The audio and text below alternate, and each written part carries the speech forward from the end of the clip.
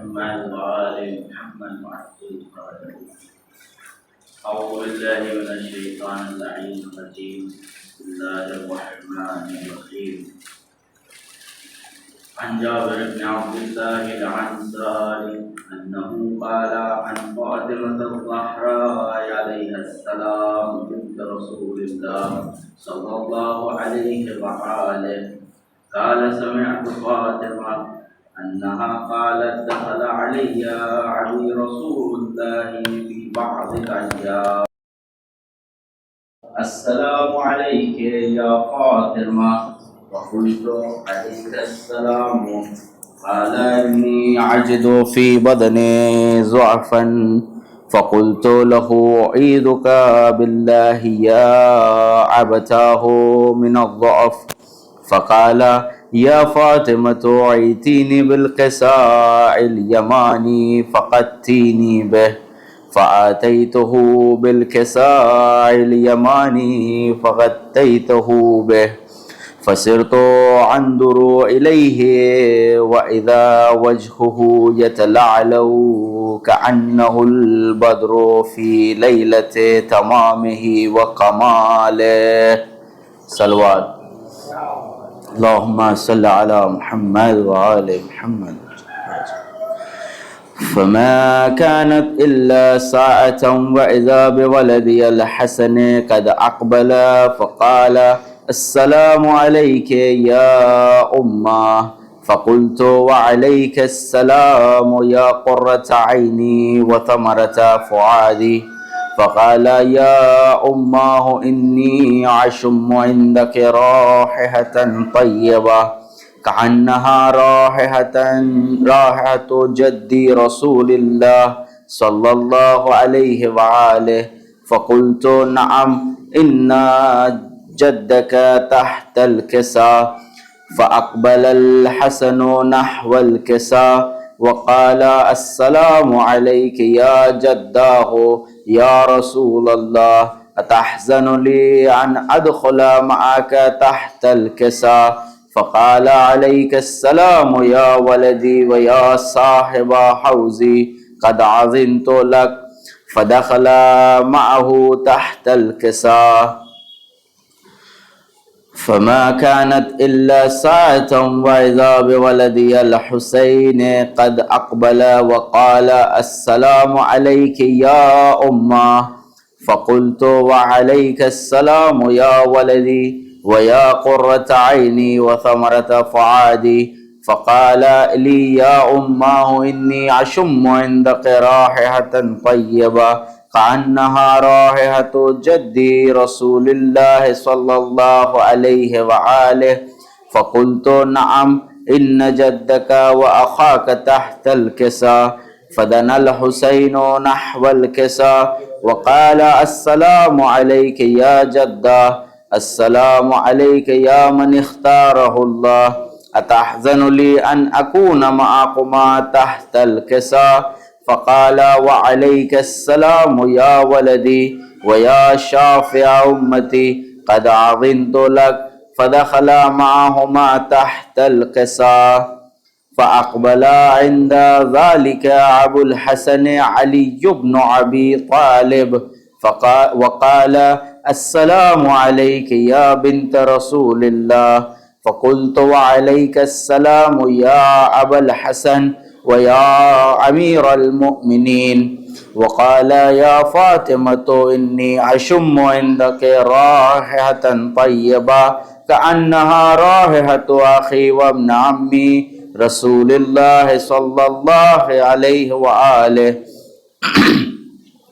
وقلت نعم ها هو مع ولديك تحت الكساء فأقبل علي نحو الكساء وقال السلام عليك يا رسول الله أتحزن لي أن أكون معكم تحت الكساء وقال له وعليك السلام يا أخي ويا وسيي وخليفتي وصاحب لوائي قد عظمت لك فدخل علي تحت الكساء ثم آتيت نحو الكساء وقلت السلام عليك يا عبتا یا رسول اللہ اتحزن لی ان اکون معکم تحت الکساء قال والسلام علیک یا بنتی ویا بضعتی قد عظمت لک فدخلت تحت الكساء فلما اكتمنا جميعا تحت الكساء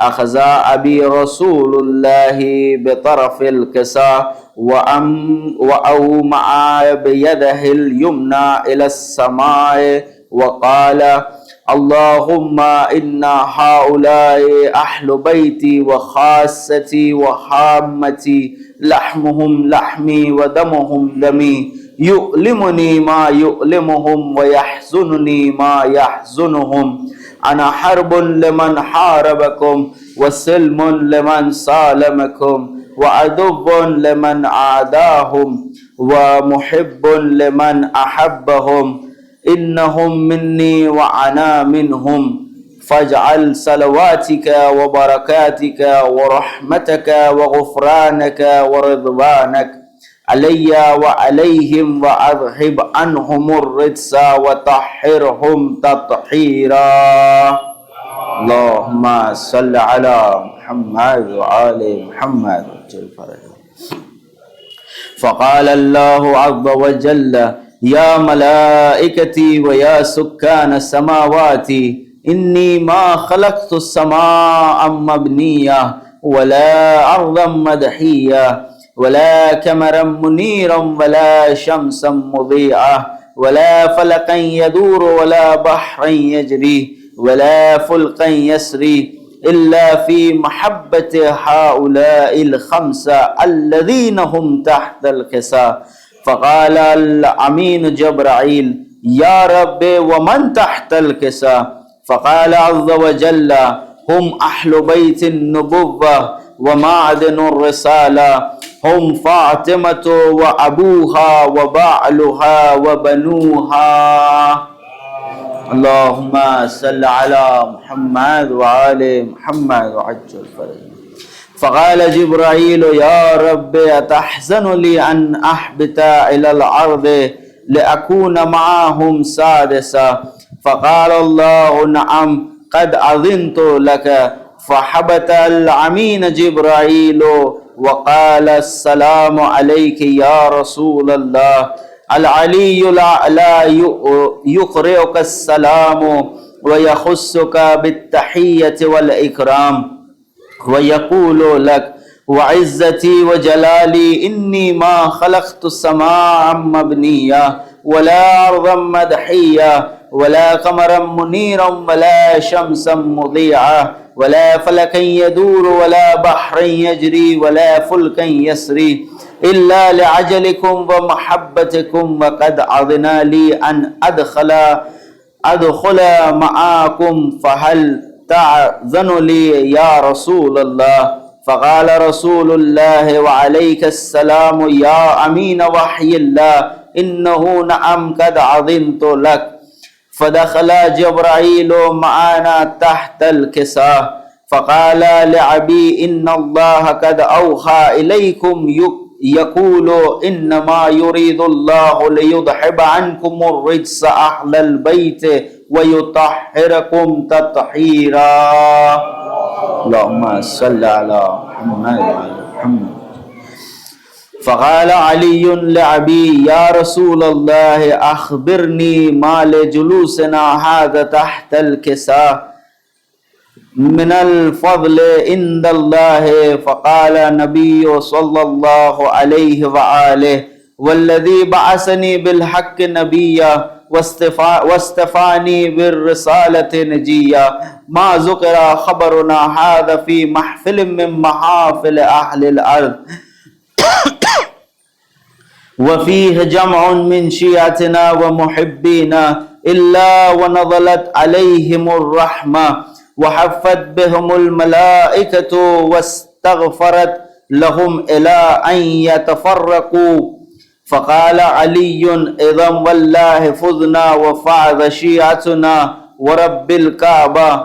فقال النبي صلى الله عليه وآله ثانيا يا علي والذي بعثني بالحق نبيا واصطفاني بالرسالة نجيا ما ذكر خبرنا هذا في محفل من محافل أهل الأرض وفيه جمع من شيعتنا ومحبينا وفيهم محموم إلا وفرج الله حما ولا مغموم إلا وكشف الله غما ولا طالب حاجة إلا وقضى الله حاجته.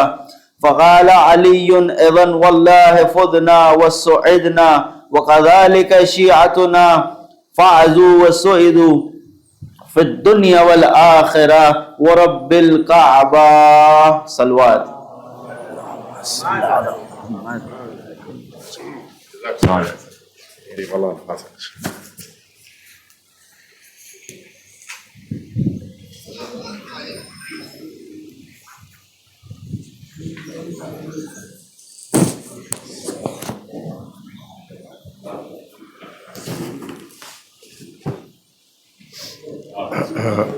السلام علیکم، کیسے ہیں آپ؟ آگے آئیں تو مومنین آ جائیں گے آگے. آئیے حضرات، آگے آئیے آپ.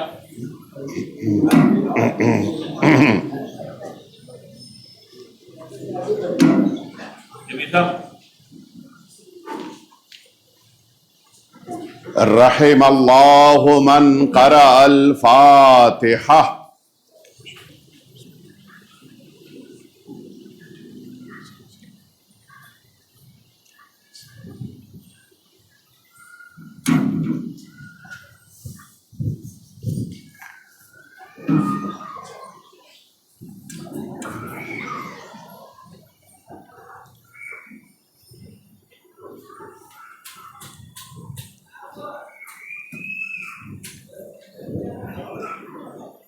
لا حول ولا قوة إلا بالله العلي العظيم. حسبنا الله ونعم الوكيل، نعم المولى ونعم النصير. أعوذ بالله من الشيطان الرجيم. بسم اللہ الرحمن الرحیم. الحمد للہ الذی لا یبلغ مدحتہ القائلون ولا یحصی نعماءہ العادون ولا یؤدی حقہ المجتہدون. ثم الصلاة والسلام والتحية والإكرام على سيد الأنبياء والمرسلين سيدنا ومولانا أبي القاسم محمد.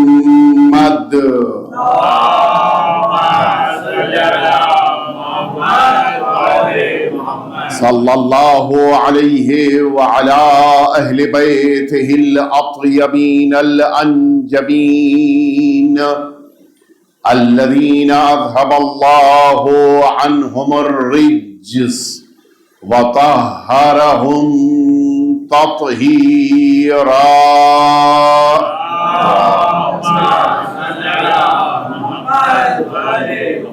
لا سيما الإمام المبين بقية الله في الأرضين.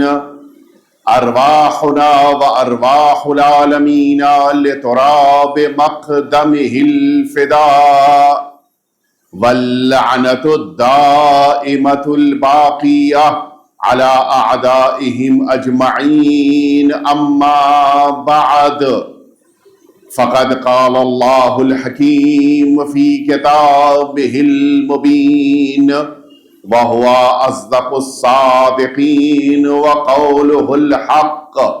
بسم الله الرحمن الرحيم.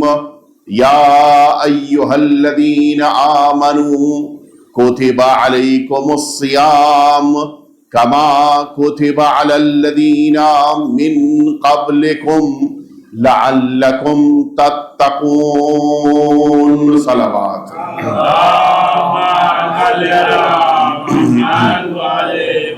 حضرات محترم، اس سے قبل کی بیان کا آغاز ہوئے التماس ہے ایک دفعہ سورہ حمد اور 3 دفعہ سورہ توحید کی تلاوت فرما کے مرحوم و مغفور سید نور السلام ابن ظہور عباس اور مرحوم و مغفور سید حسن عباس ابن نور السلام ان 2 مرحومین کو اور ان کے خاندان کے تمام مرحومین کو ایصال فرما دیں. بسم اللہ.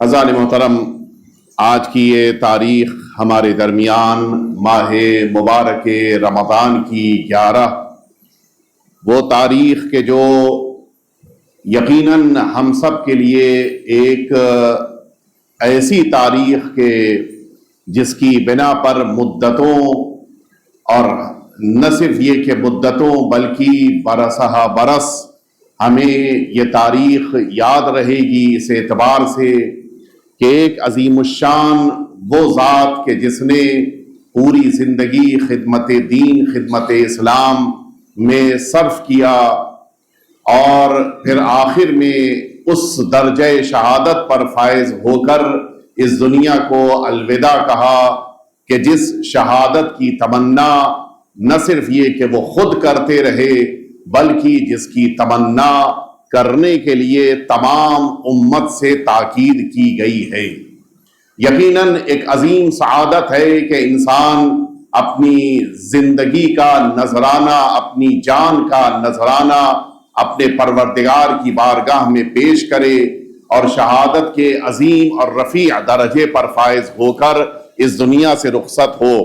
دنیا میں انسان آیا ہے، اسے ایک دن رخصت ہونا ہے، لیکن یہ بھی ایک حقیقت ہے کہ انسان اپنی زندگی کے اعمال اور اپنے آخری موقع پر دنیا سے رخصت ہونے کے انداز، ان 2 چیزوں کی بنا پر انسان یا تو لوگوں کے درمیان سے مٹ جاتا ہے، ختم ہو جاتا ہے، یا پھر انسانوں کے درمیان چلے جانے کے باوجود زندہ رہتا ہے اور باقی رہتا ہے.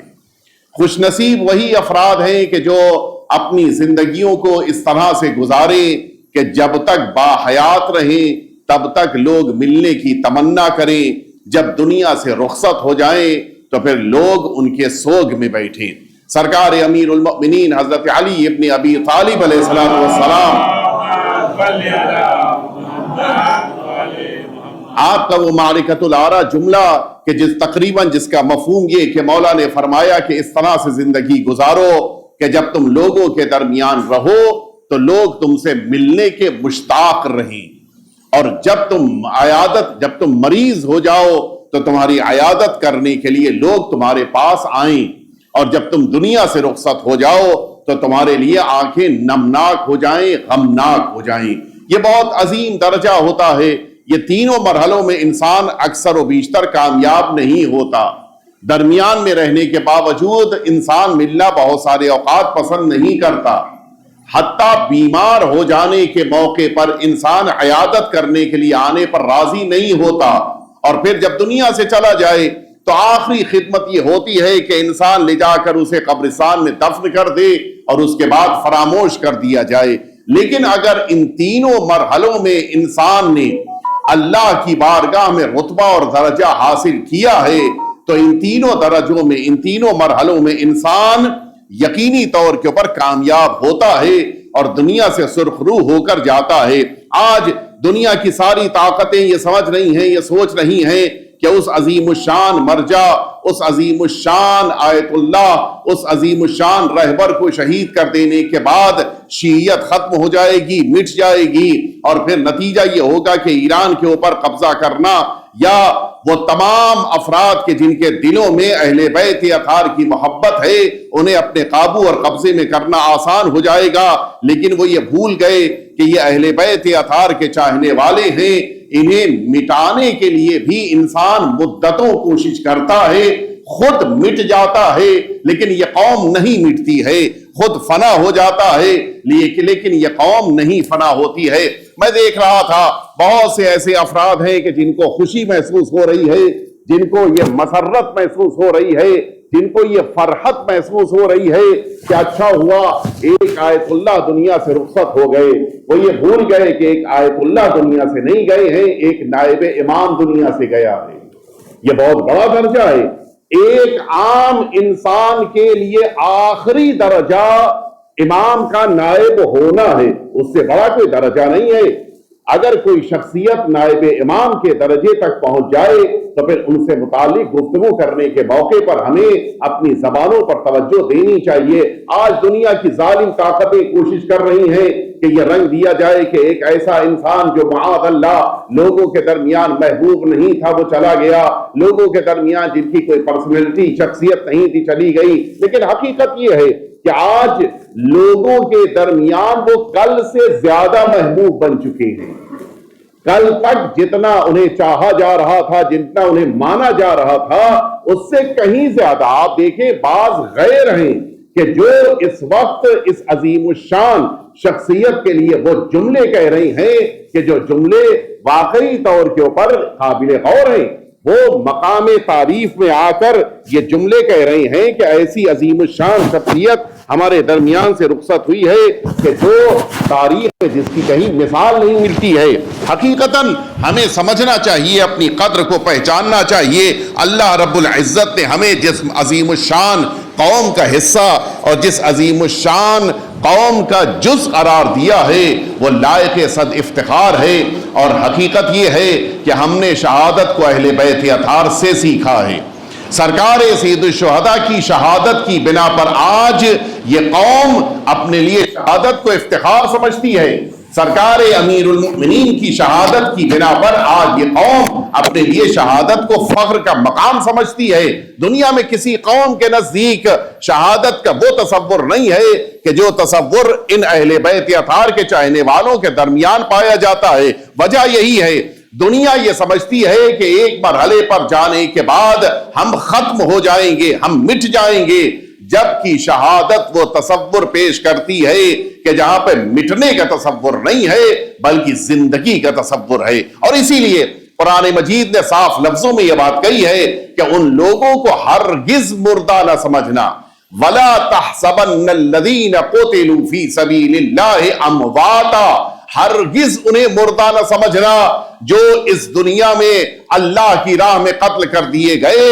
یہ اللہ کی راہ میں قتل کیے جانے والے افراد بل احیاء، یہ سب کے سب زندہ ہیں۔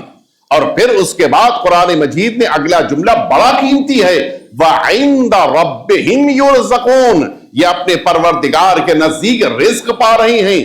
آپ جانتے ہیں کہ قرآن مجید نے عام طور پر کسی بات کی تکرار نہیں کی ہے۔ جب کوئی خاص مرحلہ، جب کوئی خاص بات، جب کوئی خاص مفہوم کو پیش کرنا ہو تبھی قرآن مجید نے بات کی تکرار کی ہے۔ یہ مفہوم جو اس آیہ شریفہ میں ہے قرآن مجید میں 2 بار آیا ہے، ایک سورہ آل عمران میں، دوسرا سورہ بقرہ میں۔ یہ جو میں نے آیہ شریفہ پڑھی ہے سورہ آل عمران کی ہے۔ سورہ بقرہ میں ارشاد رب العزت ہو رہا ہے کہ وَلَا تَقُولُوا لِمَن يُقْتَلْ فِي سَبِيلِ اللَّهِ أَمْوَاتٌ، ہرگز نہ کہو، وہاں پر تھا ہرگز گمان نہ کرو، یہاں پر کہا کہ ہرگز نہ کہو مردہ ان افراد کو جو اللہ کی راہ میں قتل کر دیے گئے، بل احیاء، وہ زندہ ہیں، ولیکن لا تشعرون، تم نہیں جانتے، تم نہیں سمجھ پا رہے ہو۔ ہمارے وہاں تصور یہ ہے جب تک پلک جھپک رہی ہے انسان زندہ ہے، جب تک دل دھڑک رہا ہے انسان زندہ ہے، جب تک ہاتھ پیر کام کر رہے ہیں تب تک انسان زندہ نہیں۔ یہ ظاہری زندگی ہے، اصل زندگی وہ ہے کہ جو اس دنیا کے بعد شروع ہوتی ہے، اور اسی لیے وہ جو اپنی اگلی زندگی کو کامیاب کر لے جائے اور اللہ کی راہ میں اپنے کو شہادت کے درجے پر فائز کر لے جائے، اس سے بڑا کوئی درجہ نہیں ہے۔ ماہ مبارک رمضان میں انسان اللہ کا مہمان ہوتا ہے۔ اس عظیم الشان مہینے میں انسان ایک ایک لمحہ اللہ کا مہمان ہے۔ ہم آپ سب اللہ کے مہمان ہیں، اور اب انہی مہمانوں کے درمیان کوئی ایسا ہو کہ جو شہادت کا درجہ پا کر اللہ کی بارگاہ میں مزید مہمانی حاصل کر لے تو اس کا کیا شرف ہوگا۔ ہم آپ تو سمجھ بھی نہیں سکتے کہ اللہ نے کیا درجہ دیا، اور اسی بنا پہ ظاہر ہے کہ ہمارے لیے سیرت اہل بیت اطہار سے بہتر کوئی سیرت نہیں ہے۔ اسی لیے جس موقع پر اسی مسجد پیغمبر میں حضور ختمی مرتبہ حضرت محمد مصطفیٰ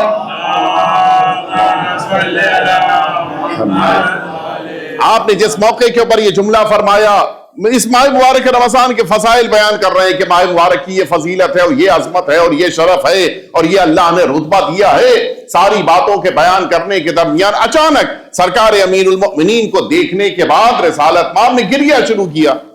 یا رسول اللہ، گریے کا سبب کیا ہے؟ فرمائے یہی ماہ مبارک رمضان ہے کہ جس میں تمہارے سر پر ضربت لگے گی اور تمہاری یہ داڑھی، یہ جو عام طور پر خضاب کی جاتی ہے، داڑھی عام طور پر مہندی کے ذریعے سے، اس زمانے میں سب سے زیادہ رواج اسی ہینا کا تھا، مولا کے لیے فرماتے ہیں سرکار رسالت مآب کہ یہ تمہاری داڑھی تمہارے خون سے خضاب کی جائے گی۔ آپ جملے کو دیکھیں، پہلا سوال کیا ہونا چاہیے تھا؟ ہم آپ سے اگر مثلاً کہہ دیا جائے کہ مہینہ ہے، اسی مہینے میں انتقال ہونا ہے، ہم آپ کا پہلا سوال کیا ہوگا؟ کب انتقال ہونا ہے؟ کتنے دن باقی بچے ہیں؟ سال 2 سال کی مہلت ہے یا ہفتے 2 ہفتے کی مہلت ہے یا 1 دن کی بات ہے؟ ہم تو یہ پوچھیں گے کہ کب دنیا سے جانا ہے، اس لیے کہ پھر ویسے ہی تیاری کرنی ہے۔ لیکن جس کو تیاری کرنی ہوتی ہے وہ وقت پوچھتا ہے، لیکن جو ہمیشہ تیار ہو پھر وہاں تو تصور نہیں ہے۔ سرکار امیر المؤمنین نے حضور اکرم سے یہ نہیں پوچھا کہ مجھے کب شہادت ملے گی، بلکہ جملہ یہ صرف ہم لوگوں کے لیے درس ہے۔ ظاہر ہے کہ امیر المؤمنین سے زیادہ ایمان کو کون سمجھتا ہے؟ امیر المؤمنین سے بہتر طریقے سے کون اسلام کو درک کر سکتا ہے؟ مولا فرماتے کہ اے پیغمبر، آپ یہ فرمائیے کہ میری یہ شہادت ایمان پر باقی رہتے ہوئے ہوگی۔ ظاہر ہے کہ یہ ہمیں درس دیا جا رہا ہے، یعنی اصل شہادت تبھی ہے جب انسان ایمان کے ساتھ دنیا سے جائے۔ اور اسی لیے میں اکثر کہتا ہوں، یہ جو ہمارے مزاج میں ہے، ہمارے طور طریقوں میں ہے، ذرا سا کچھ ہوا، کسی بھی مسلک کسی بھی مذہب کا انسان دنیا سے گیا، اس کو ہم نے شہید کہنا شروع کر دیا۔ نہیں، شہادت کے لیے ایمان کامل ہونا چاہیے۔ ایمان کامل کے ساتھ دنیا سے اگر درجہ شہادت پا کے جا رہا ہے تب یہ انسان شہید ہو رہا ہے۔ جب رسالت مآب نے فرمایا کہ یقیناً، تو اس موقع کے اوپر امیر المؤمنین فرماتے ہیں کہ پھر مجھے کوئی فکر نہیں ہے، کوئی فرق نہیں پڑتا۔ یعنی یہ حقیقت ہے، اس ماہ مبارک رمضان کا شرف یہی ہے کہ اللہ نے اس مہینے میں جہاں قرآن کو نازل فرمایا، اس مبارک مہینے میں سرکار امیر المؤمنین کے تذکرے کو قرار دیا ہے۔ معمولی بات نہیں ہے۔ یہ 3 شبائے قدر جو ہمارے درمیان آتی ہیں، ان میں 2 شبوں میں سرکار امیر المؤمنین کا تذکرہ وہ، اور تیسری شب میں بھی قرآن کے نزول کے تذکرے کے ساتھ امیر المؤمنین کا تذکرہ بھی ہوتا ہے۔ یہ معمولی بات نہیں ہے۔ اللہ نے اس مہینے کو شرف دیا ہے۔ ذکر امیر المؤمنین کے ذریعے سے جو شب قدر بن جائے، ذکر امیر المؤمنین کے ذریعے سے جو رمضان مبارک بن جائے، اس مہینے کو اللہ نے کیا شرف دیا ہوگا کون سمجھ سکتا ہے۔ اور اسی لیے اس مبارک مہینے میں جہاں ہماری ساری عبادتیں ہوں، انہی عبادتوں کے درمیان ایک عظیم الشان عبادت ذکر امیر المؤمنین بھی ہے، کہ جس کے ذریعے سے ہمیں کوشش کرنی چاہیے کہ اپنی زندگیوں کو پر نور بنائیں۔ امیر المؤمنین کا تذکرہ نہ صرف یہ کہ انسان کے گھروں کو منور کرتا ہے، بلکہ ذکر امیر المؤمنین انسانوں کے ایمان کو جلا عطا کرتا ہے۔ یہ میں ذاکری نہیں کر رہا ہوں، ایسا نہیں ہے کہ ذاکری کے موقع کے اوپر انسان بعض جملے کہہ دیتا اور بعد میں کہا جائے کہ نہیں میں نے تو ذاکری کی تھی. نہیں، یہ روایتیں ہیں جن روایتوں میں امیر المؤمنین پر ایمان، امیر المؤمنین پر ولایت کو اختیار کرنا انسان کے ایمان کے لیے معیار اور میزان قرار دیا گیا ہے. لہذا امیر المؤمنین کا تذکرہ اس مہینے میں سب سے زیادہ ہونا چاہیے اور ہمارا حق بھی یہی ہے، اس لیے کہ اللہ رب العزت نے فرمایا ہے کہ تم سب پر روزوں کو اسی طرح سے فرض کیا گیا جس طرح سے ما قبل والی امتوں پر فرض کیا گیا تھا. یہاں پر میں واضح کر دوں آپ کے لیے قرآن مجید کی یہی آیت شریفہ جو میں نے آپ کے درمیان پڑھی کہ قرآن مجید کہہ رہا ہے کہ یا ایھا الذین آمنوا، اے ایمان لانے والو، کتب علیکم الصیام، تم سب پر روزہ فرض کیا گیا ہے جس طرح سے تم سے ما قبل والوں پر فرض کیا گیا تھا. ما قبل والوں سے کیا مراد ہے؟ کیا ما قبل میں آنے والے یہودیوں پہ فرض کیا گیا تھا؟ کیا ما قبل میں آنے والے عیسائیوں پہ فرض کیا گیا تھا؟ کیا ما قبل میں آنے والی بقیہ امتوں پہ فرض کی؟ نہیں، اللہ رب العزت نے ماہ مبارک رمضان کے روزوں کو صرف اپنے اولیاء پر فرض کیا تھا. یہ بہت بڑی بات ہے. صرف انبیاء کرام اور اولیاء عظام پر اللہ نے روزہ فرض کیا تھا، بقیہ لوگوں پہ، عام لوگوں پہ فرض نہیں تھا. یہ شرف اس امت کو ملا ہے. ایک دسترخوان اگر سجائے جس دسترخوان پر انبیاء بیٹھے ہوں، اولیاء بیٹھے ہوں، بزرگ شخصیتیں بیٹھی ہوں، اور اسی دسترخوان پہ لا کر اس گنہگار انسان کو بھی بٹھا دیا جائے تو اس سے بڑا کیا شرف ہو سکتا ہے؟ اللہ نے جس دسترخوان پر معصوم انبیاء کو بٹھایا اسی دسترخوان ماہ مبارک رمضان پر انعام، لیکن ایک شرط کے ساتھ. قرآن مجید کی اس آیت شریفہ نے خطاب ان لوگوں کو نہیں کیا ہے جو اسلام لائے ہیں. یا ایھا الذین اسلموا نہیں کہا ہے، بلکہ یا ایھا الذین آمنوا کہا ہے. اے ایمان لانے والو، تم پر روزہ فرض کیا گیا ہے. آپ نے توجہ فرمائی، اب زیادہ وضاحت کی ضرورت نہیں ہے. بقیہ بھی مسلمان ہوتے ہوئے روزہ رکھتے ہیں اور مؤمن بھی روزہ رکھتا ہے، لیکن فرق یہی ہے بقیہ روزہ وہ رکھتے ہیں کہ جو ان پر فرض نہیں ہے. اللہ نے مومنوں پہ فرض کیا ہے. یعنی مجھے جملہ کہنے دیجئے، اگر ایمان کے ساتھ رکھا جائے تو روزہ ہے، اور اگر ایمان کے بغیر رکھا جائے تو پھر یہ بھوک پیاس ہے، روزہ نہیں کہلاتا ہے. ایک دفعہ مل جل کے صلوات بھیج دیں آپ حضرات. اور میں جس بات کی طرف متوجہ کرانا چاہ رہا تھا، اللہ رب العزت نے روزے کا مقصد بھی واضح کر دیا ہے. روزے کا مقصد ہماری نگاہ میں کیا ہے؟ ہم یہ سوچتے ہیں کہ اگر روزہ رکھا تو کبھی کبھی کہا گیا اللہ کا کیا فائدہ ہے، اور اگر ہم نے نہیں رکھا تو کون سا آسمان زمین پہ آ جائے گا. یہ ہمارے ذہنوں میں تصور ہے، اور اسی بنا پہ بہت سارے اوقات ہم روزہ چھوڑ بھی دیتے ہیں. کیوں؟ کون سا اللہ کا فائدہ ہے کہ روزہ رکھ لیا، کون سا اللہ کا نقصان ہے کہ روزہ چھوڑ دیا. جبکہ اللہ رب العزت نے روزے کا فائدہ اپنی ذات کے لیے نہیں رکھا ہے، روزے کا فائدہ روزہ رکھنے والوں کے لیے رکھا ہے. یہ عجیب ہے. دنیا کے طریقہ کار کے بالکل برعکس. میں آپ سے کہوں 100 روپے مجھے دے دیجئے، آپ کا نقصان ہے، میرا فائدہ. 100 روپے آپ کی جیب سے نکل گئے، میری جیب میں آ گئے، میرا فائدہ ہو گیا، آپ کا نقصان ہو گیا. میں نے مثال کے طور پہ کہا کہ آپ بازار جا کے سامان خرید دیجئے. آپ بازار تک گئے، آپ کی انرجی ویسٹ ہوئی، سامان لے کر واپس پلٹے، میرا فائدہ ہو گیا. دنیا کا طریقہ کار یہ ہے، سامنے والے سے کوئی کام لیا جاتا ہے تو سامنے والے کے وہاں کچھ کم ہو جاتا ہے، جو کام لیتا ہے اس کا فائدہ ہو جاتا ہے. اللہ رب العزت نے بندوں پر روزہ فرض کیا، ایک ذرہ برابر بھی فائدہ اللہ کا نہیں ہے، ذرا بھی فائدہ اللہ کا نہیں ہے. وہ بھی ہم جیسے انسانوں کا روزہ. ہم جیسوں کے روزے کی کیا وقت ہے جو اللہ کو فائدہ پہنچائیں گے. اللہ نے صاف طور پہ واضح کر دیا ہے یہ روزے کا فائدہ اللہ کو نہیں ہے، ان روزوں کا فائدہ ملائکہ کو نہیں ہے، ان روزوں کا فائدہ کسی اور کو نہیں ہے، خود تمہیں ملنا ہے. وہ فائدہ کیا ہے؟ قرآن مجید کہہ رہا ہے کہ یا ایھا الذین آمنوا کتب علیکم الصیام کما کتب علی الذین من قبلکم. اس کے بعد اس کا ریزن لعلکم تتقون، تاکہ روزہ رکھ کر تم شاید متقی بن جاؤ. غور فرمایا آپ نے؟ یعنی اس کے معنی ہے کہ روزے کا مقصد یہ ہے کہ انسان متقی بن جائے. اب آپ ذرا سوچئے، ماہ مبارک رمضان کا ایک خاص رشتہ امیر المؤمنین سے اسی بنا پر ہے. روزہ انسان کو متقی بناتا ہے. اللہ نے امیر المؤمنین کو امام المتقین بنایا ہے. جب روزہ رکھ کر متقی بنو گے تب امیر المؤمنین سے تمہارا رشتہ پیدا ہوگا. ورنہ یوں نہیں ہے کہ امت نے جس نے چاہا روزہ رکھ لیا، سحری کا وقت گزر جانے کے بعد بھی سحری چل رہی ہے، افطار کا وقت آنے سے پہلے بھی افطار ہو گیا اور کام روزے سے. کون سا روزہ ہے؟ روزہ تو واقعی طور پہ ان کا ہے کہ جنہوں نے امیر المؤمنین اور اولاد امیر المؤمنین کی ولایت کو مانا ہے.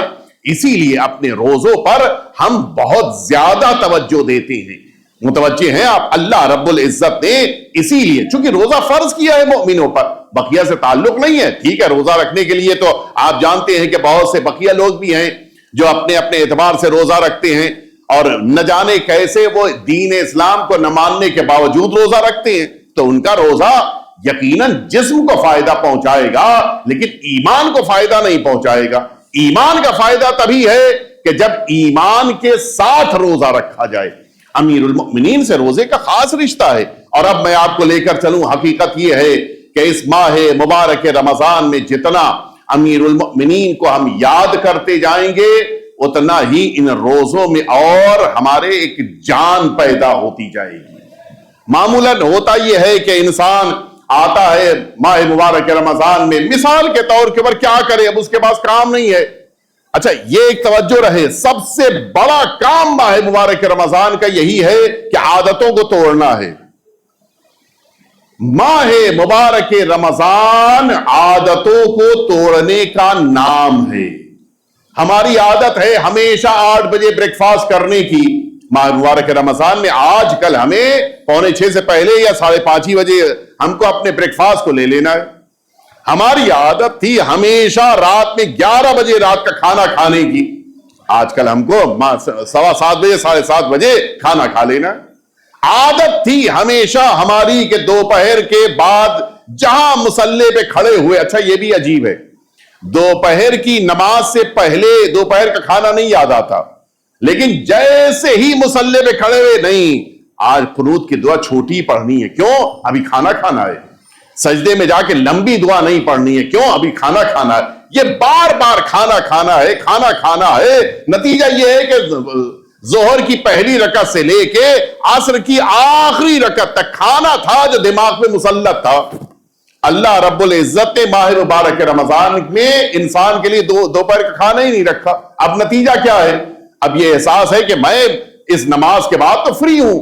اب جب یہ احساس پیدا ہوا کہ میرے پاس وقت ہوگا، اب قنوت میں لمبی دعائیں پڑھ رہا ہے، سجدے میں جا کے لمبے لمبے ورد پڑھ رہا ہے، نماز کے بعد لمبی دعائیں پڑھ رہا ہے، ایک آدھ صفحہ ایک آدھ پارہ قرآن مجید پڑھ رہا ہے. کیوں؟ اس لیے کہ اس عادت کو 1 مہینے میں توڑ دیا. جب انسان عادتوں کو توڑتا ہے تب جا کے اللہ کا نیک بندہ بنتا ہے. یہ عبادتوں کی دنیا میں تب آئے گا جب عادتوں کو چھوڑ کے نکلے گا. عادتوں کو ترک کرنے کی ضرورت ہے. اور میں اس کی ایک مثال دے دوں، البتہ خدا نخواستہ کسی کی توہین کرنا مقصود نہیں ہے، کسی کے دل کو چوٹ پہنچانا میرا مقصود نہیں ہے، صرف میں مثال دے رہا ہوں. ماہ مبارک رمضان آج کل روزہ شروع ہو جاتا ہے تقریباً 6 سے کچھ پہلے، اور شام کو تقریباً 7 بجے کے آس پاس روزہ ختم ہوتا ہے. یعنی تقریباً ہم لوگ 13 گھنٹے کچھ نہیں کھاتے کچھ نہیں پیتے، اور اسی درمیان ہم ان 13 گھنٹوں میں جو چین اسموکر ہیں وہ بھی اسموک نہیں کرتے، ہے یا نہیں؟ لیکن جہاں افطار آیا وقت، اب کیا ہوا؟ اب یہ 13 گھنٹے کا صبر ایک طرف، 11 گھنٹے جو باقی بچے، اب وہ 11 گھنٹے میں 13 گھنٹے کی بھرپائی ہوگی، اور وہی مشکل ہو جاتی ہے.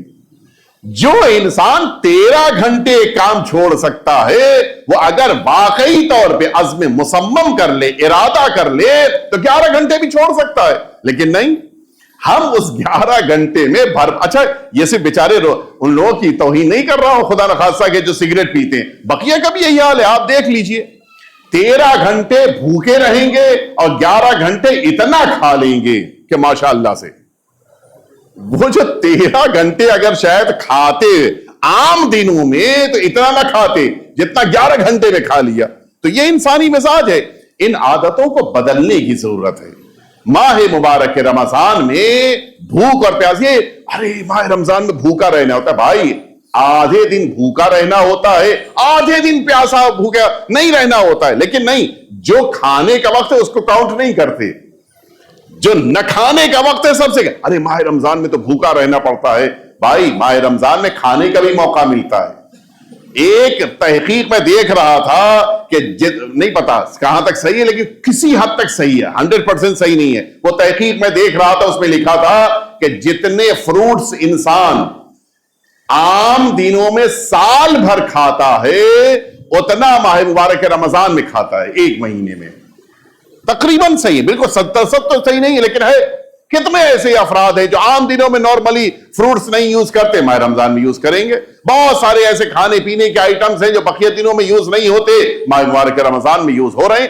اللہ نے نہ صرف یہ کہ اس مبارک مہینے میں بھوک اور پیاس کو ہم سے طلب کیا ہے بلکہ ان نعمتوں کو ہمارے لیے قرار دیا ہے کہ جو نعمتیں بقیہ دنوں میں ہم کو نہیں ملتی. میں اسی لیے یہ بات اکثر کہتا ہوں، بس آخری مرحلے کی طرف آپ کو لے کے آ رہا ہوں. اکثر اس بات کی طرف متوجہ کرانا چاہتا ہوں کہ آپ اگر غور کریں، ماہ رمضان میں کوئی بھی جتنے یہاں برادران موجود ہیں اگر جاب کرتے ہیں، کوئی ایسا نہیں ہے کہ جس کی سیلری بڑھ جاتی ہو. ہے کوئی؟ جتنی سیلری 11 مہینے ملتی ہے ماہ مبارک رمضان میں بھی ملے گی. جتنی سیلری آپ کو فروری تک جنوری تک ملی ہے وہی سیلری آپ کو اس مارچ میں بھی ملنے والی ہے. سیلری نہیں بڑھے گی لیکن ماہ مبارک رمضان میں خرچے بڑھے ہیں نہیں بڑھے ہیں؟ خرچے بڑھ چکے ہیں. اچھا یہ عجیب ہے، پورے مہینے سحری کا انتظام، پورے مہینے افطاری کا انتظام. اچھا وہ بھی افطاری اچھے قسم کی ہوگی، عام طرح سے نہیں ہوگی. وہ سب کچھ تو ہو گیا، اب تو مہینہ ختم ہونے جا رہا ہے. مہینے کے ختم ہونے پر اب تو سکون کی سانس کہ اب تو چلیے ٹھیک، اب کوئی خرچہ نہیں ہے. جیسے ہی مہینہ مکمل ہونے لگتا ہے عید کے کپڑے یاد آنے لگتے ہیں. اور یہ وہ خرچہ ہے جو بڑا خرچہ ہے. اگر 5 فیملی ممبر ہیں تو 5 کو کپڑا پہن، ایسا نہیں ہوگا ایک کرتا پاجامہ پہن لے لیا 5 نے ایک بار پہن کے نماز پڑھ لی، ایسا نہیں ہوتا. 5 ہیں تو 5 کو لینا ہے، 5 ہیں تو 5 کو نیا کپڑا پہننا ہے. کیوں ایسا ہوا؟ اللہ رب العزت نے ماہ مبارک رمضان میں تنخواہ نہیں بڑھائی لیکن ماہ مبارک رمضان میں اسی تنخواہ میں اتنی برکت عطا کر دی ہے، خرچہ کرتے جاؤ لیکن پیسہ کم نہیں ہونے دوں گا. ایک دفعہ مل جل کے صلوات بھیج دیں آپ حضرات.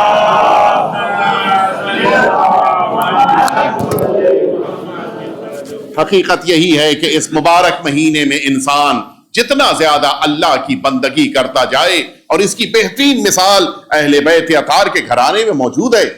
سرکار امیر المؤمنین کا روزہ، ہمارے چوتھے امام کا روزہ معمولی بات نہیں ہے. چوتھے امام کی سیرت میں یہ جملہ ملتا ہے، ہمارے اور آپ کے چوتھے امام امام سجاد علیہ السلام.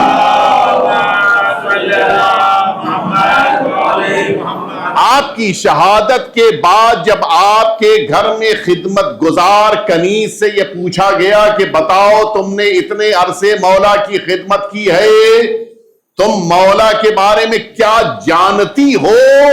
اس نے پوچھا کہ بتاؤ، جو پوچھ رہا تھا اس سے، یہ بتاؤ مختصراً بتاؤں یا تفصیلاً بتاؤں، ڈیٹیل میں بتاؤں یا ان شارٹ بتاؤں؟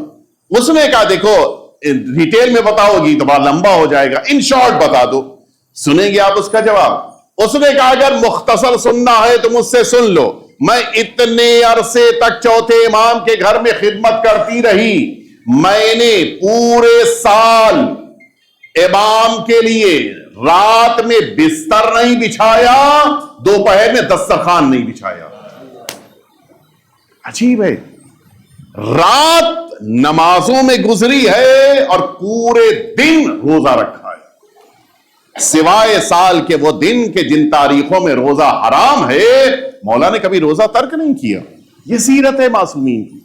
اس سے پتہ، اچھا ایسا بھی نہیں ہے کہ انسان عذر کر لے کہ آج ہم روزے سے ہیں فلاں کام نہیں کریں گے، آج ہم روزے سے ہیں فلاں مشکل ہے آسان کرنے کے لیے ہم نہیں جائیں گے. نہیں، سارے امت کے کام بھی ہو رہے ہیں اور روزہ بھی ہے. یہ اصل سیرت سرکار امیر المؤمنین کی سیرت میں بھی یہی ہے. نہ جانے کتنے ایسے موقع آئے ہیں کہ جن موقعوں پر امیر المؤمنین کے سامنے دوپہر میں غذا رکھی گئی، پتہ یہ چلا کہ مولا غذا تناول نہیں فرما رہے ہیں۔ البتہ وہ درجات ہیں، وہ رتبے ہیں کہ جن رتبوں کو ہم آپ نہیں سمجھ سکتے۔ بقیہ امت کے لیے یہ حکم ہے کہ جب اگر مستحبی روزہ ہو اور کوئی دعوت دے دے تو پھر تمہیں روزہ افطار کر لینا ہے۔ لیکن بہرحال اہل بیت اطہار کے درجات ہیں، ان درجات کو نہ ہم جانتے ہیں، نہ سمجھ سکتے ہیں، نہ ان درجات کے بارے میں ہمارا تصور پہنچ سکتا ہے۔ سرکار امیر المؤمنین ماہ مبارک رمضان میں درجہ شہادت پر فائز ہوئے، لیکن عجیب درجہ ہے۔ مولا نے اپنی زندگی گزار دی اس امت کی اصلاح کے لیے، حتیٰ شہادت کے بعد بھی اگر کوئی مولا کے پاس آتا ہے تو مولا کبھی ہدایت میں کمی نہیں ہونے دیتے۔ میں دیکھ رہا تھا واقعات کی دنیا میں، ظاہر ہے کہ وہ واقعات کے جو ہم سب کی زندگیوں پہ اثر انداز ہوتے ہیں ان پر تھوڑی ہمیں توجہ دینی چاہیے اور پھر ان کے ساتھ ہمیں زندگی گزارنی چاہیے۔ واقعات میں دیکھ رہا تھا سرکار امیر المؤمنین کے معجزات میں ایک معجزہ عباس عزیزی نے جو تفصیل سے لکھا ہے، میں ان شارٹ بیان کروں گا، وقت میرا پورا ہو رہا ہے، لہٰذا میں اس مرحلے تک آپ کو جلدی جلدی لے کے آنا چاہتا ہوں۔ امیر المؤمنین کی شہادت کے بعد، یہ ابھی یعنی ظاہر ہے کہ اب تو مولا کی شہادت کو بھی 1350 سال سے زیادہ وقت گزر چکا ہے۔ مولا کی شہادت کے بعد ابھی تقریباً کچھ 100 سال کے پہلے کا واقعہ، ایک مرد مومن قافلے کے ساتھ اسی سرزمین ایران سے نکلا تھا، عراق آ رہا تھا، اور یہ آپ جانتے ہیں کہ ہمیشہ سے ٹکراؤ رہا ہے ان دو ملکوں کی سرحد پر موجود افراد کے درمیان، ہمیشہ سے رہا ہے۔ وہ عراقیوں کا مزاج کہ وہ جو بہرحال جو مومن نہیں ہوتے، میں ان کی بات کر رہا ہوں، کہ جو ان کے مزاج میں ہے کہ ہم عرب ہیں اور بقیہ کو عجم سمجھتے ہیں، اور خاص طور سے ایرانیوں کو عجم سمجھتے ہوئے ان کے ساتھ زیادہ تعصب کا سلوک ہوتا تھا۔ یہ جس موقع کے اوپر بارڈر کے اوپر پہنچا، یہ سیکیورٹی والے، اس زمانے میں سیکیورٹی ہمیشہ سے رہی ہے، یہ بارڈر کے اوپر سیکیورٹی والے چیکنگ کر رہے تھے اور اس ایرانی زائر کو خوب ستایا۔ اچھا ہوتا بھی ہے، مجھے بھی یاد ہے جب ابتدا 2003 میں جب یہی ظالم حاکم سرزمین عراق کا واصل جہنم تو نہیں ہوا تھا، فرار کیا تھا، اس نے چھپ گیا تھا، اس زمانے میں ہم لوگ بھی زیارت پر گئے تھے اور اس سے پہلے بھی جا چکے تھے، اس کے دور میں تو بہت ستایا گیا تھا۔ اس کے بعد جب پہلا زمانہ آیا ہے تو آپ یقین جانیں بڑی مشکلیں اٹھانی پڑی تھی ایئرپورٹ کے بارڈر کے اوپر، ہم لوگ تو زمینی راستے سے گئے تھے، تو یہ ہمیشہ سے رہا، یہ بارڈر کے اوپر مشکلات رہتی ہی ہیں۔ اس عراقی نے خوب ستایا اس ایرانی کو۔ اچھا زیارت پہ جا رہے ہو، بڑا شوق ہے زیارت کا، اس سے پتہ چل گیا کہ وہ اپنی قوم کا نہیں ہے۔ عام طور پر یہ سیکیورٹی میں اس زمانے میں بھی اور تقریباً 2003 تک بھی اگر آپ کو یاد ہو، زمانے تک بھی کوشش یہ ہوتی تھی کہ غیروں کو رکھا جاتا تھا، غیر شیعہ افراد کو۔ بہرحال اس نے بہت ستایا، خوب ستایا، اتنا ستایا کہ آخر میں اس ایرانی نے کہا کہ میں زیارت کے لیے جا رہا ہوں۔ اچھا یہ عراقی عربی بول رہا تھا اور یہ ایرانی بھی عربی جانتا تھا، کہا میں زیارت کے لیے جا رہا ہوں، میں جا کر تمہاری شکایت امیر المؤمنین علی ابن ابی طالب علیہ السلام سے کروں گا۔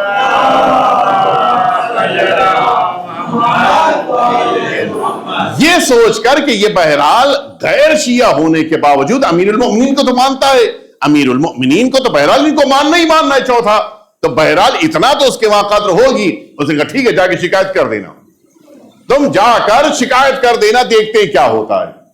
خیر اب تو ظاہر ہے کہ اور غصہ بڑھ گیا اس ایرانی کا کہ اب تو واقعاً جا کے میں شکایت کروں گا۔ پہنچا نجف اشرف، جس موقع پر پہلے ان لوگ کو نجف جانا تھا، پھر کربلا آنا تھا، نجف اشرف جس موقع پر پہنچا، بقیہ مسافرین تو مسافر خانے جا رہے تھے، یہ سامان اپنے ساتھیوں کو دے کر کہا میں مسافر خانے نہیں جاؤں گا، میرا دل بہت ٹوٹا ہوا ہے، بہت بری طرح سے زخمی ہوں میں سیدھے امیر المؤمنین کی بارگاہ میں جاؤں گا۔ اور سیدھے مولا کی بارگاہ میں زری تک پہنچ کر اس نے کہا کہ مولا بڑی مصیبتوں کے ساتھ آیا ہوں، اور جب میں زائر ہو کر ایک غیر کی شکایت آپ سے کر رہا ہوں تو پھر آپ کو اس زائر کا خیال کرتے ہوئے اس غیر شیعہ سے انتقام لینا ہوگا. مجھے بہت ستایا ہے اس نے. مولا مجھے سکون نہیں ملے گا جب تک آپ اسے سزا نہیں دیں گے. شکوا کر رہا ہے, شکایت کر رہا ہے, مولا سے کہہ رہا ہے, وہ واپس آنے میں تیار نہیں ہے. بہرحال بقیہ ساتھی بھی اپنے سامانوں کو رکھ کر فریش ہو کر آ چکے تھے. انہوں نے بھی اس کو سمجھایا کہ نہیں چلو پہلے چل کے تیار ہو جاؤ, فریش ہو جاؤ, اس کے بعد آ کے زیارت کرو. پھر گیا, واپس آیا, پھر لگا ہے زیارت کر رہا ہے اور زری سے چپٹا ہوا ہے. اور بس یہی کہ مولا آپ کو میری شکایت کو سننا ہی ہوگا. تعجب. رات میں خواب میں سرکار امیر المؤمنین کو دیکھا. مولا تشریف لائے. فرماتے یہ کیوں اتنے پریشان ہو؟ کہ مولا اس نے میری توہین کی ہے, بہت ستایا ہے اس نے مجھے. مولا نے فرمایا کہ کیا میرے لیے ایک چھوٹا سا کام کر سکتے ہو؟ مولا فرمایا آپ کے لیے؟ کہ تم سے میں اتنا کہہ رہا ہوں کہ تم میرے لیے اس کو معاف کر. آپ اور ہم ہوتے تو کیا ہوتا؟ وہی ہوتا جو اس نے کہا کہ مولا یہ نہیں ہوگا, اتنا ستایا ہے میں نہیں اسے معاف کروں گا, بہت ستایا ہے. مولا نے اس کو سمجھایا, نہیں مانا. دوسرے دن پھر جا کے زری سے لپٹائے. مولا آپ کو اسے سزا دینی ہے. پھر اگلے دن مولا تشریف آئے خواب میں, اور اب جب آئے تو اب ساری بات کھلی. مولا نے فرمایا کہ میں تم سے کہہ رہا ہوں میرے لیے تم اسے معاف کر دو. کہ نہیں مولا, کوئی بھی اور بات آپ زندگی کی کہہ دیے میں قبول کرنے کے یہ بات نہیں مانوں گا. کیوں آخر؟ کہ مولا اس نے بہت ستایا ہے. مولا نے کہا کہ صرف اس ایک بنا پر میں چاہتا ہوں کہ تم اسے معاف کر دو کہ اس کا میری گردن پر حق ہے. اللہ اکبر. عجیب, ایک غیر شیعہ کا امیر المؤمنین پہ حق. مولا اچھا اب سب ساری بات بالکل نر پڑ گیا. مولا میں تو سوچ بھی نہیں سکتا تھا اس کا آپ کی گردن پہ حق. کہاں اس کا میری گردن پہ حق ہے؟ کہتا ہے کہ مولا میں نے معاف کر دیا, میں اسے بھول جاؤں گا, فراموش کر دیا. لیکن مولا بتائیے آپ کے اوپر کیسے اس کا حق ہے؟ کہ ایک دفعہ وہ اپنے وطن کی طرف جا رہا تھا اور اسی نجف کے پاس سے گزر رہا تھا. وہ اپنی سواری پہ بیٹھا ہوا تھا, اپنی گاڑی پہ بیٹھا ہوا تھا. ظاہر ہے کہ وہ ایک عہدیدار انسان تھا, اپنی گاڑی پہ بیٹھا ہوا تھا. اور جب وہ نجف کے قریب سے گزرنے لگا اور اس کی نظر میری زری پر, میرے حرم کے قبے پر پڑی, وہ اپنی گاڑی سے اتر گیا.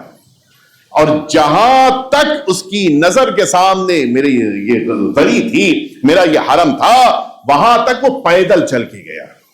گاڑی والے سے کہا کہ تم گاڑی لے کے آگے چلو. یہ پیدل چل کے گیا. اس پیدل چلنے کی بنا پر جو اس نے میرا احترام کیا, مجھ پر اس کا ایک حق بنتا ہے. میں اسی حق کے لیے کہہ رہا ہوں کہ تم اس کو آج معاف کر دو.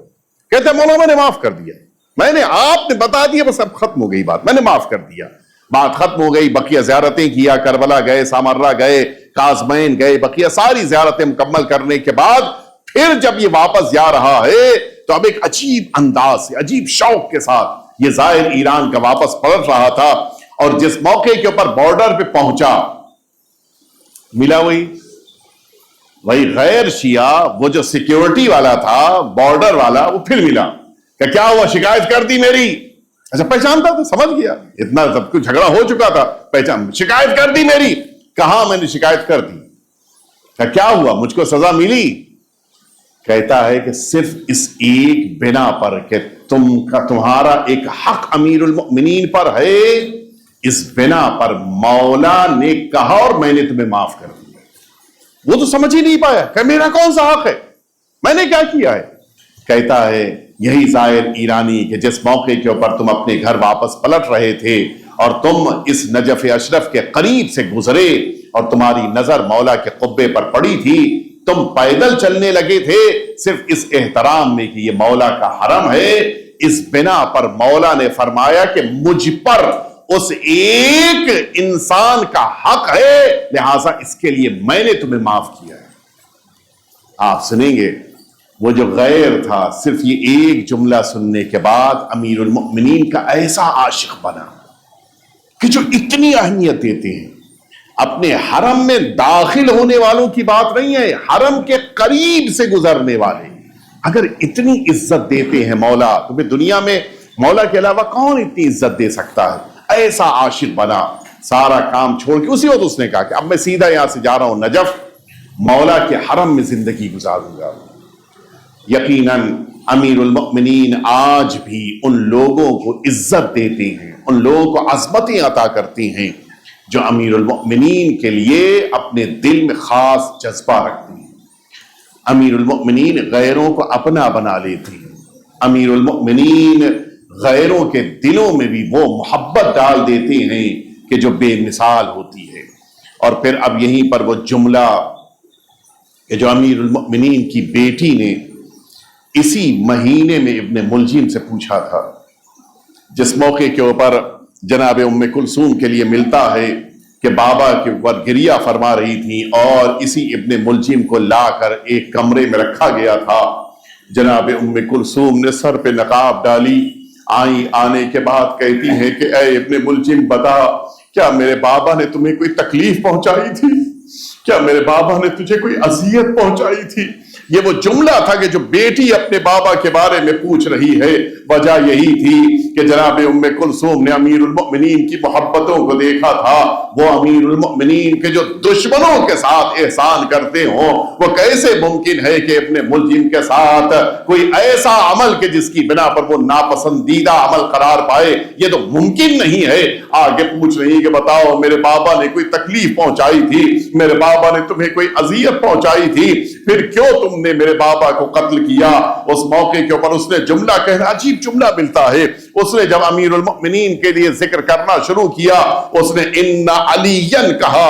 جیسے ہی علیین لفظ کہا، جناب ام کلثوم کہتی نہیں علی نہ کہو، میرے بابا کو امیر المؤمنین کہو، یہ لقب میرے رسول نے میرے بابا کو دیا ہے، لہٰذا میرے بابا کو امیر المؤمنین کہو۔ یہ بیٹی کو کتنا پسند تھا کہ امیر المؤمنین کا نام امیر المؤمنین کے ساتھ یاد کیا جائے۔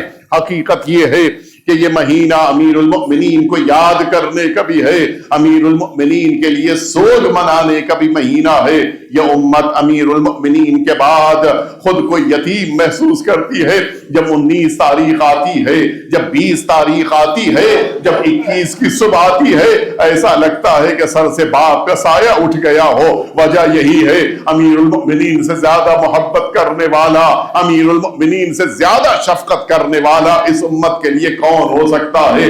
محبتوں کا تو یہ عالم ہے کہ فرماتے اے بیٹا حسن، یہ دودھ کا جو تم نے دودھ مجھ کو لا کر دیا ہے، یہ میرے قاتل کو بھی لے جا کر دو۔ اتنی محبت رکھنے والے امیر المؤمنین، یہی وہ مہینہ کہ جس مہینے میں اب دنیا سے رخصت ہو رہے ہیں، عجیب عالم رہا ہوگا۔ نہ جانے بیٹیوں نے کتنا گریہ کیا ہوگا، نہ جانے بیٹوں نے کتنا گریہ کیا ہوگا، لیکن ہاں ایک جملہ ملتا ہے اسی کوفے کے لیے کہ جس موقع کے اوپر 21 کی صبح آنے سے پہلے ایک طبیب خود سے آیا تاکہ آ کر دیکھے کہ امیر المؤمنین کا زخم کتنا گہرا ہے۔ امیر المؤمنین کو دیکھنے کے بعد اب جب وہ باہر نکل رہا تھا، اپنے سر کے اوپر ہاتھ رکھے ہوئے آگے بڑھ کے امام حسن سے یہ جملہ کہتا ہے وہ طبیب، آقا اگر چاہتے ہیں کہ مولا کی زندگی بڑھ جائے، جتنا ممکن ہے مولا کی خدمت میں شیر پیش کیا جائے۔ یہ جملہ کہہ کے وہ تو نکل گیا، لیکن سنیں گے عزاداروں، کچھ ہی لمحات کے بعد دروازے کے اوپر کچھ بچوں نے آگے تک الباب کرنا شروع کیا۔ امام حسن دروازے پر آئے، عجیب منظر دیکھا، چھوٹے چھوٹے بچے ہیں، ہاتھوں میں کوزے لیے ہوئے کھڑے ہیں اور یہ جملہ کہہ رہے ہیں کہ آقا یہ ہم اپنے حصے کا شیر لے کے آئے ہیں، آقا کی خدمت میں، مولا کی خدمت میں پیش کر دیجئے۔ ہم نے سنا ہے کہ جتنا شیر پیش کیا جائے گا میرے مولا کی زندگی بڑھ جائے گی، ہم اپنے حصے کا شیر لے کے آئے ہیں۔ عزاداروں عجیب مرحلہ ہے، امام حسن کی آنکھوں میں آنسو آ گئے، ان بچوں کو سمجھا کے رخصت کر دیا۔ میں کہوں گا آقا ان بچوں سے ایک وعدہ اور لے لیجئے، یہ سن 40 ہجری ہے، سن 61 ہجری میں ایک قافلہ اسی سرزمین کوفہ پہ آنے والا ہے، جس قافلے کا عالم یہ ہوگا بچے اتنے پیاسے ہوں گے زبانیں خشک ہو چکی ہوں گی، گفتگو کے لیے توانائی باقی نہ بچے گی۔ اے آقا ان بچوں سے وعدہ لے لیجئے کہ جب سکینہ کوفے میں آئے، جب امام باقر کوفے میں آئے، جب یہی اہل حرم اسیر ہو کے کوفے میں آئے تو یہی بچے جو 20 سال کے بعد جوان ہو چکے ہوں یہی پانی لے کے خدمت میں حاضر ہو جائے۔ لیکن سنیں گے عزاداروں، اس کوفے میں سارا مجمع موجود تھا لیکن پانی پیش کرنے والا کوئی نہ تھا۔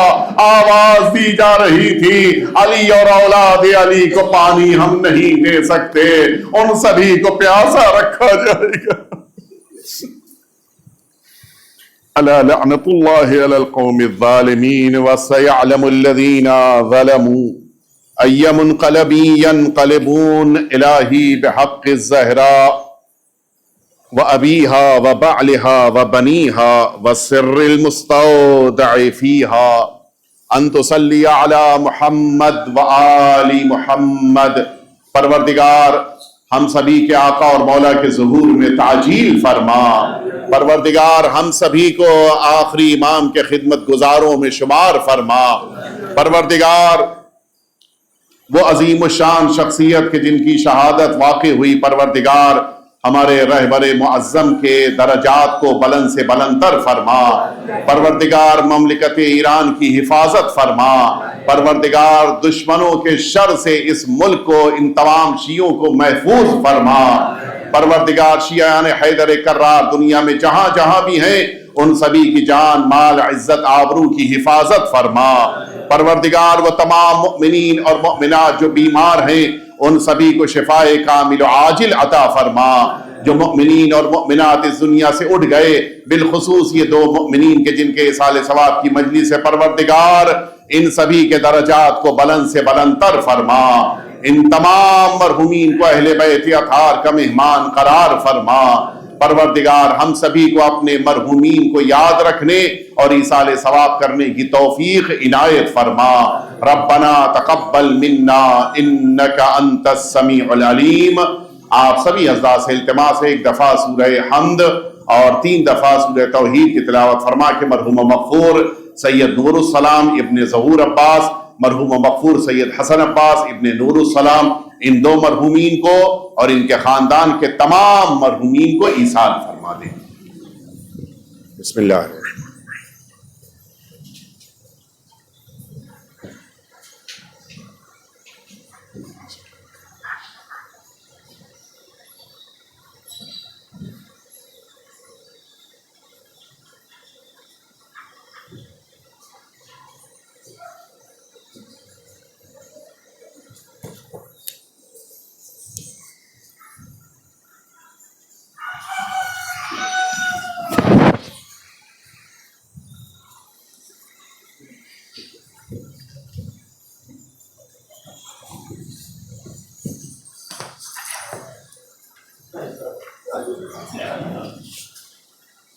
دیانت کے لیے متوجہ صلی اللہ علیہ یا رسول اللہ، السلام علیک یا محمد ابن عبد اللہ، السلام علیک یا امیر المؤمنین، السلام علیک ایتھا الصدیقۃ الشہیدہ، السلام علیک ایھا المجتبی یا حسن ابن علی، السلام علیک یا ابا عبد اللہ، السلام علی الحسین وعلی علی ابن الحسین وعلی اولاد الحسین وعلی اصحاب الحسین، خصوصاً سیدی و مولاي ابی الفضل العباس ورحمۃ اللہ وبرکاتہ۔ السلام علیک یا غریب الغرباء یا ابا الحسن یا علی ابن موسیٰ الرضا، السلام علیک وعلی آبائک السبع، السلام علیک وعلی ابنائک الاربع ورحمۃ اللہ وبرکاتہ۔ صلی اللہ علیک یا صاحب العصر والزمان، سیدی الامان الامان الامان، السلام علیک یا خلیفۃ الرحمن، عجل اللہ تعالی فرجک وسهل اللہ تعالی مخرجک وظہورک ورحمۃ اللہ وبرکاتہ. اللهم صل على محمد